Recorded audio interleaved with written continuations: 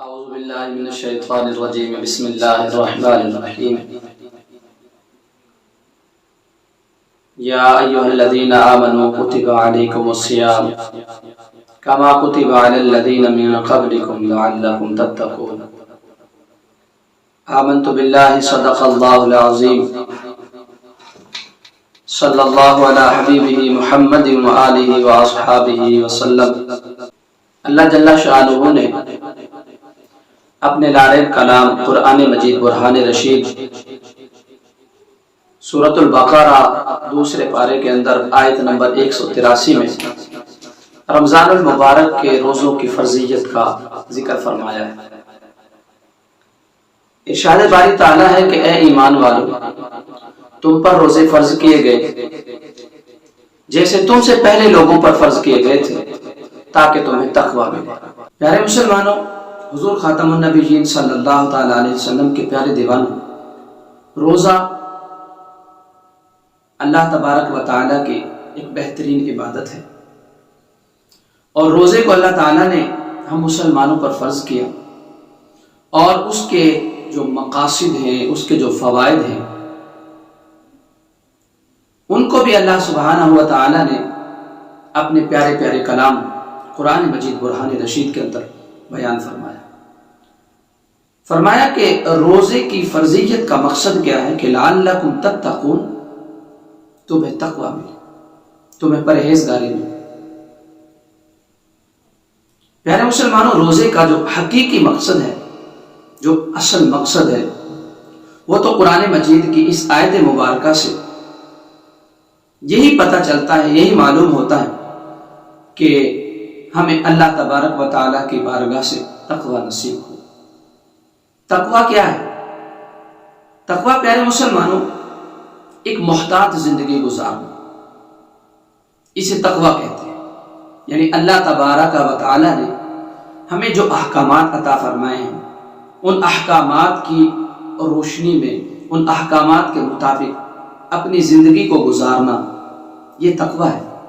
اللہ رب العزت نے جو کام کرنے کو کہا اس کام کو کرنا، اور جس کام سے اللہ تبارک و تعالیٰ نے منع فرمایا ہے، روکا ہے، اس سے رک جانا، اسے تقویٰ کہتے ہیں۔ اور روزے کا مقصد بھی یہی ہے کہ روزے کے اندر ایک عملاً ایسی تربیت ہے کہ جب بندہ روزہ رکھتا ہے تو یقیناً وہ ان کاموں سے جن سے اللہ تبارک و تعالیٰ نے روکا ہے رک جاتا ہے، اور جن کاموں کے کرنے کا حکم ہوتا ہے وہ کرتا ہے۔ تو اسی وجہ سے فرمایا کہ روزہ رکھنے میں تقویٰ ہے۔ پیارے مسلمانوں،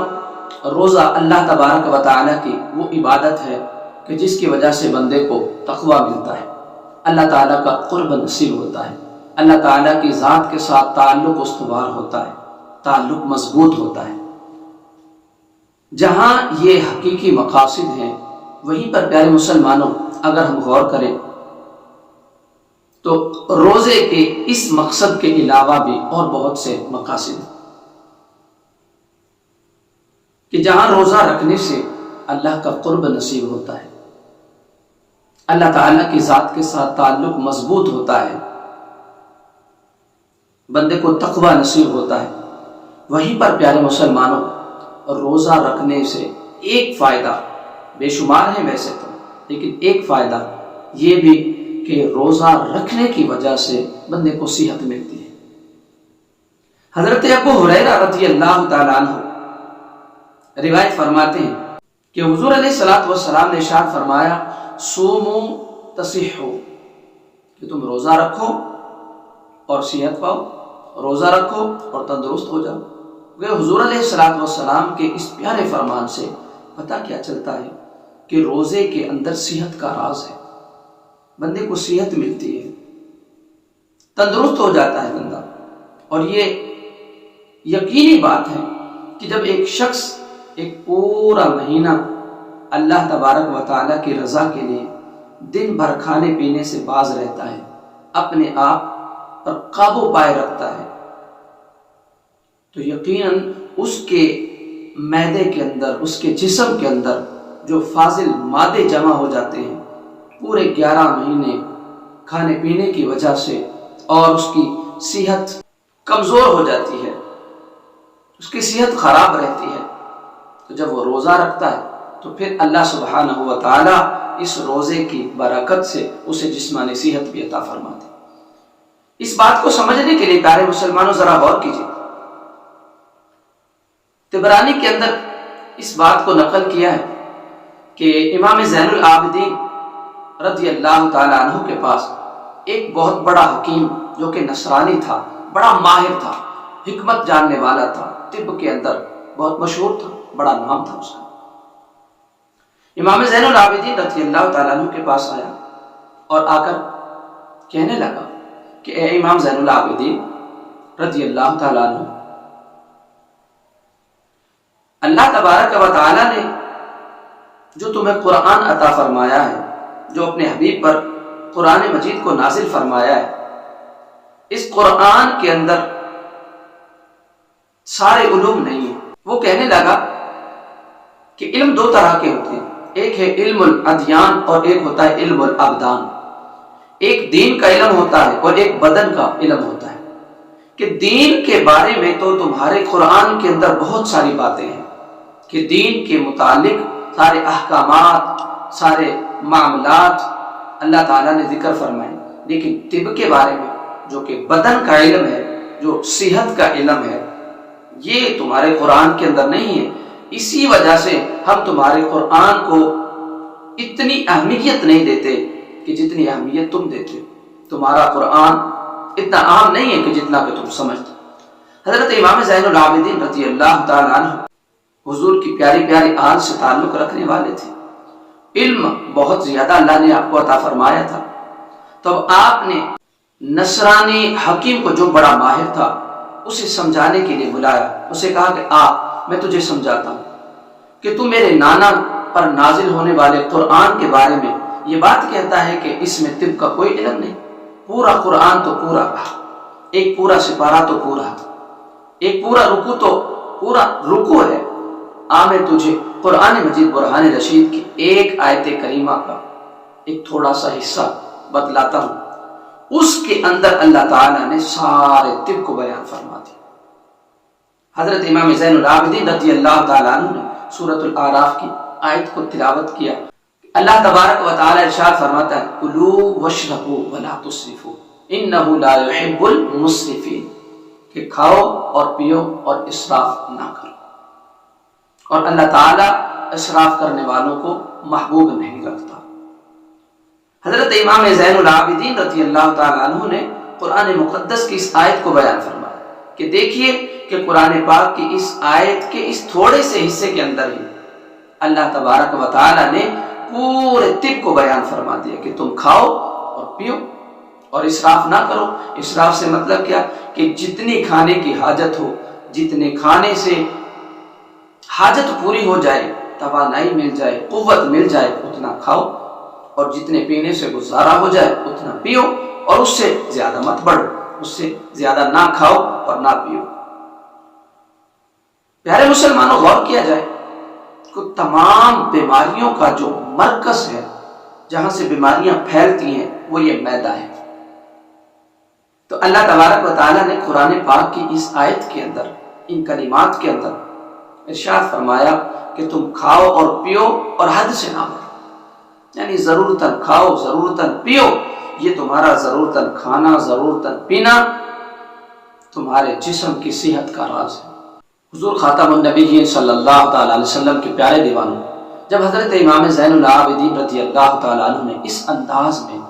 اس ماہر حکیم کو قرآن مجید برہان رشید سے یہ ثبوت دیا کہ تو پورے قرآن کی بات کرتا ہے، ہمیں تو اللہ تبارک و تعالیٰ نے اپنے حبیب پر نازل ہونے والے کلام کی ایک آیت کے تھوڑے سے حصے میں ہی ساری طب کو بیان فرما دیا، تو اب اس نے کہا کہ ٹھیک ہے، میں اس بات کو مانتا ہوں کہ تمہارے قرآن کے اندر علم الادیان بھی ہے اور علم الابدان بھی ہے، لیکن تمہارے نبی، آخری نبی حضرت محمد مصطفیٰ صلی اللہ تعالیٰ علیہ وآلہ وصحبہ وسلم نے تو طب کے بارے میں کچھ بیان نہیں کیا۔ حضرت امام زین العابدین رضی اللہ تعالیٰ عنہ پھر بول پڑے اور ارشاد فرمایا کہ ویسے تو طب کے بارے میں میرے حبیب کے بہت سارے فرمان ہیں، لیکن میں تجھے صرف ایک حضور کا فرمان سناتا ہوں کہ حضور علیہ الصلوۃ والسلام نے ارشاد فرمایا کہ کسی برتن کو اتنا زیادہ بھر دینا برا نہیں ہے کہ جتنا برا اس پیٹ کے برتن کو بھر دینا ہے، یعنی اور کسی برتن کو لبالب بھر دینا یہ اتنا قبیح نہیں ہے، اتنا برا نہیں ہے جتنا برا کہ بندہ اپنے اس پیٹ کے برتن کو بھر دیتا ہے۔ یعنی جتنا پیٹ کے برتن کو بھر دینا قبیح ہے، اتنا کسی اور شے کو، کسی اور برتن کو بھر دینا برا نہیں ہے۔ اور حضور علیہ الصلوۃ والسلام نے ارشاد فرمایا کہ بندے کے لیے چند لقمے کھا لینا کہ جس سے اس کی زندگی کا نظام چلتا رہے، اس کے لیے کافی ہے۔ جب حضرت امام زین العابدین رضی اللہ تعالیٰ عنہ نے پیارے پیارے حبیب صلی اللہ علیہ وسلم کا یہ پیارا سا فرمان اس کے سامنے ذکر کیا تو وہ مان گیا اور کہا کہ تمہارے قرآن نے بھی طب کو بیان کیا ہے، اور جس پر یہ قرآن نازل ہوا اس پیارے پیارے محبوب نے بھی طب کو بیان کیا۔ اور پھر وہ یہ کہنے لگا کہ قرآن کے اندر بھی طب بیان ہو گیا، حدیث کے اندر بھی طب بیان ہو گیا، اور جعلی نوس جو ماہر طبیب ہے، طب کا ماہر ہے، اس کے لیے تمہارے قرآن نے اور تمہارے پیارے حبیب کے فرمان نے کچھ باقی چھوڑا ہی نہیں۔ اور پیارے مسلمانوں، یہ حقیقت ہے کہ اللہ سبحانہ و تعالیٰ نے قرآن مجید برہان رشید کے اندر ہر خشک و تر شے کا بیان فرما دیا۔ پیارے حبیب علیہ الصلوۃ والسلام نے کائنات کی ہر شے کو کھول کھول کر بیان کر دیا کہ وہ قرآن جس کے اندر ہر خشک و تر شے کا اللہ نے ذکر رکھ دیا، وہ قرآن جس حبیب پر نازل ہوا، اس حبیب کو سب علم اللہ نے عطا فرما دیا، تو اس حبیب نے یہ سب کچھ ہمیں بیان فرما دیا۔ پیارے مسلمانوں، امام زین العابدین رضی اللہ تعالیٰ عنہ کی اس تعلیم سے جس بات کو اس نصرانی نے تسلیم کیا اور جس کو ساری طب کا مرکز قرار دیا، وہ یہ ہے کہ بندہ تھوڑا سا کھائے، تھوڑا سا پیے، اسراف نہ کرے، اپنے پیٹ کو کچھ خالی رکھے اور کچھ اس کو بھر لے۔ اور صحابہ کرام رضوان اللہ تعالی علیہم اجمعین کا یہی معمول مبارک تھا۔ خود حضور صلی اللہ تعالی علیہ وسلم کیا کہنا میرے پیارے حبیب کے کھانے کا، کہ اعلیٰ حضرت عظیم البرکت رحمت اللہ تعالی علیہ آپ نے اپنے کلام کے اندر جو سلام لکھا حضور علیہ الصلوۃ والسلام کی ذات پر، اس میں ذکر فرمایا کہ کل جہاں ملک اور جو کی روٹی غذا، اس شکم کی قناعت پہ لاکھوں سلام، کہ وہ حبیب کہ جو کل جہاں کے مالک ہیں، اور ان کا کھانا کتنا سادہ، کتنا تھوڑا، کہ کل جہاں ملک اور جو کی روٹی غذا، بالکل سادہ، اور وہ بھی بالکل تھوڑی سی، کبھی پیٹ بھر کر، کبھی سیر ہو کر حضور علیہ الصلوۃ والسلام نے کھانا نہیں کھایا، اور بغیر بھوک کے حضور علیہ الصلوۃ والسلام نے کھانا نہیں کھایا۔ اور یہی عمل صحابہ کرام نے بھی کیا کہ ایک بادشاہ نے ایک ماہر طبیب کو حضور علیہ الصلوۃ والسلام کے پاس بھیجا کہ وہ طبیب جائے اور جا کر صحابہ کرام کا علاج کرے، وہ جو بیمار ہو جائے ان کی دیکھ بھال کرے۔ تو وہ آیا اور وہ طبیب کافی مدت صحابہ کرام کے درمیان رہا، کافی عرصہ رہا، لیکن کافی عرصہ صحابہ کرام کے ساتھ رہنے کے باوجود اس نے کسی بھی صحابی کو بیمار نہ پایا، اور حضور علیہ الصلوۃ والسلام سے عرض کرنے لگا کہ یا رسول اللہ صلی اللہ تعالی علیہ وسلم، آپ مجھے اجازت مرحمت فرما دیں کہ میں واپس چلا جاؤں، کیونکہ مجھے تو یہاں بھیجا گیا ہے کہ میں صحابہ کرام کا علاج کروں، لیکن یا رسول اللہ میں آیا ہوں، مجھے اتنی مدت ہو گئی، مجھے اتنا عرصہ ہو گیا، میں نے کسی کو بیمار ہی نہیں دیکھا۔ تو حضور صلی اللہ تعالی وسلم نے ارشاد فرمایا کہ میرے صحابہ بیمار نہیں ہوتے، میرے صحابہ بیمار نہیں ہوتے۔ تو حضور علیہ الصلوۃ والسلام نے فرمایا اس کی وجہ یہ ہے کہ وہ کبھی بھی شدید بھوک کے علاوہ کھانا کھاتے نہیں، اور کبھی بھی وہ سیر ہو کر کھاتے نہیں، کہ شدید بھوک ہوگی تب کھانا کھائیں گے، اور ابھی کھانے کی خواہش باقی ہوگی، ابھی سیر ہو کر کھایا نہیں ہوگا کہ کھانے سے اپنے ہاتھ کو روک لیتے ہیں۔ تو یہی وجہ صحابہ کرام کی میرے پیارے حبیب صلی اللہ علیہ وسلم نے بیان فرمائی کہ ان کی صحت کا راز ہے، ان کے تندرست ہونے کا راز ہے تو پیارے مسلمانوں، ہم غور کریں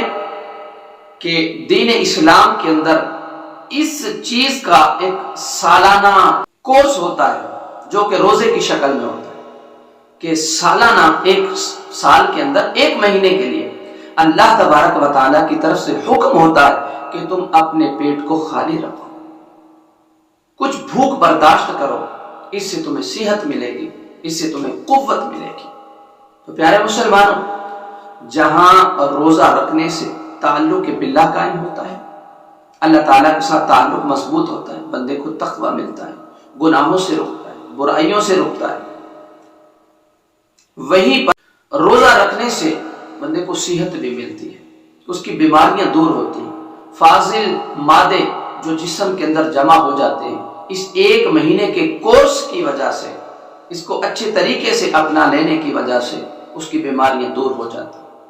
تو اس لیے پیارے مسلمانوں، ہمیں چاہیے کہ اللہ تعالیٰ کی طرف سے ہم پر یہ فرض ہے، ہم اس فریضہ کو ادا کرتے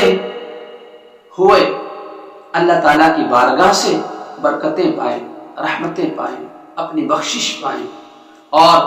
اللہ تعالیٰ کا قرب حاصل کرنے والے بن جائیں، اور اس کے ساتھ ساتھ اس روزے کے ان مقاصد کے علاوہ اور جو مقاصد ہیں اور جو فوائد ہیں اللہ تعالیٰ ہمیں وہ بھی عطا فرمائے۔ اللہ تعالیٰ سب مسلمانوں کو رمضان المبارک کے روزوں کی محبت عطا فرمائے اور پابندی سے رمضان المبارک کے روزے رکھنے اور زیادہ سے زیادہ اس ماہ مبارک میں اللہ تعالیٰ عبادات کرنے، نیکیاں کرنے کی توفیق عطا فرما کر ہمیں دارین کی برکتیں حاصل کرنے والا بنائے۔ آمین یا رب۔